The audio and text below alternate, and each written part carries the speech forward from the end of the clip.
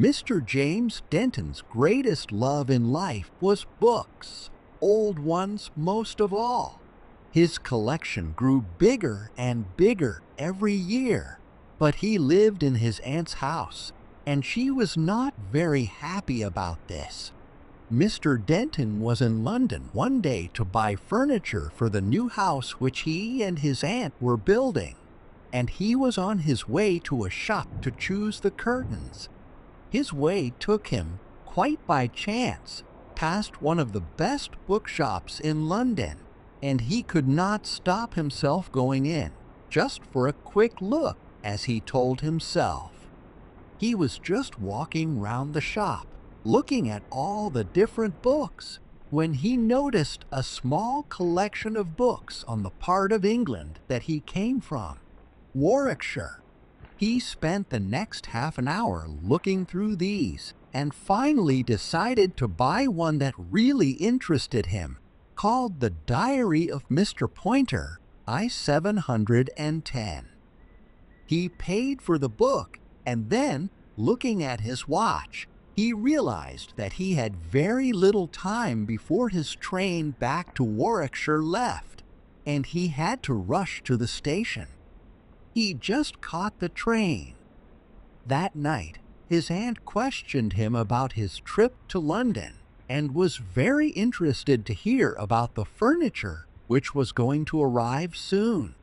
Her nephew described everything in detail, but still she was not satisfied. "And what about the curtains, James?" she asked. "Did you go too?" Suddenly James remembered. Oh dear," he said. "Dial's the one thing I missed. I am so sorry. You see, I was on my way there when, quite by chance, I passed Robin's." "Not Robin's the bookshop, I hope," cried his aunt. "Don't tell me you've bought more horrible old books, James." "Well, only one," he said, feeling a bit guilty, "and it's a very interesting one, a diary of someone who used to live not far from here." But he could see that his aunt was not really listening. "You can't go to London again before next Thursday," she was saying, "and really, James, until we decide on the curtains, there's nothing we can do." Luckily, she decided to go to bed soon after that, and James was left alone with his new book, which he read until the early hours of the morning. He found this diary, with its stories of everyday life, at Duck's Tune very interesting. The next day was Sunday. After church, James and his aunt sat in the living room together. "Is this the old book that made you forget my curtains?" asked his aunt, picking it up. "Well, it doesn't look very good. The Diary of Mr. Poynter." "Ha!" But she opened the book and looked at a few pages. Suddenly, much to his surprise, she began to show some interest. "Look at this, James," she said. "Isn't it lovely?" It was a small piece of paper, pinned to one of the pages of the diary. On it was a beautiful drawing, made up of curving lines, which somehow caught the eye. "Well, why don't we get it copied for the curtains if you like it so much?" he suggested, hoping that she would forgive him for his bad memory of the day before in London. His aunt agreed, and the very next day, James took the piece of paper to a company in the nearest town, who agreed to copy it and make it into curtains. About a month later, James was called in to inspect the work and was extremely pleased with the result. "Was it a difficult job?" he asked the manager. "Not too difficult, sir. But, to tell you the truth, the artist who did the work was very unhappy about it. He said there was something bad in the drawing, sir." James was thoughtful. but still he chose the colors for the curtains and then returned home. James, though, did not want to go to bed immediately and sat in the chair by the fire in his room, reading. Few weeks later, the curtains were ready, and a man came to hang them in several rooms of the new house, one of which was James's bedroom. That night, he found that he could not stop looking at them, and although it was a still night, he was almost sure that the curtains were moving and that someone was watching him from behind them. He told himself that this was impossible and not to be so stupid. He explained to himself that the effect was caused by the curving lines on the curtains, which looked just like long, curling black hair. The next day, a friend of James's came to stay, and after dinner they sat up late, talking and laughing.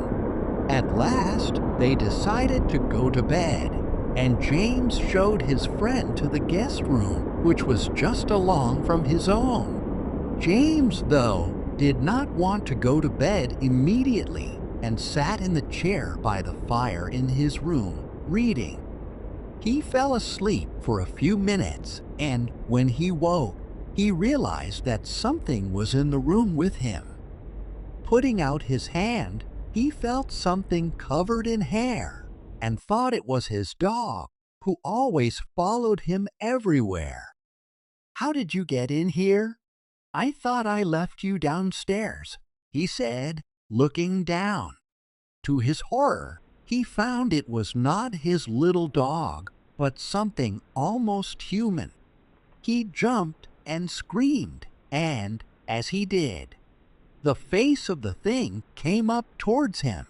No eyes, no nose, no mouth, only hair. He screamed again and rushed to the door, but was so frightened that he could not get it open. He felt the thing touch his back and start to tear at his shirt. At last the door flew open, and he rushed to his friend's room, terrified and breathing hard. The next morning, early, James went away to the seaside for a few days to try to forget about his horrible experience. He took with him the diary of Mr. Poynter. He wanted to read it again carefully to find out anything he could about the pattern pinned onto the page. When he turned to that part of the book, he found that there were several pieces of paper stuck one on top of the other. He carefully pulled off the first two and found this story written by Mr. Poynter in 1707. Old Mr. Casbury of Accrington told me this day of young Sir Everard Charlotte, at that time a student of University College. The young man drank too much and broke the law many times, but because he was from an important family, the university never did anything about it. He used to wear his hair very long and curling down his neck, and he wore unusual, colorful clothes. His behavior made his father very unhappy. One day they found young Sir Everard dead in his room, with all his hair pulled out. No one could explain why or how he died, but the strangest tiding was that the day after he died, the body disappeared completely, leaving only a pile of long, curling black hair on the floor of his room. His father kept some of this hair and had drawings made of it, part of which I have pinned to this page. This is the strange story behind the curtains.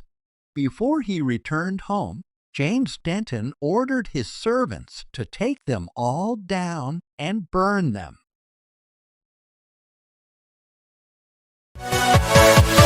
Yeah.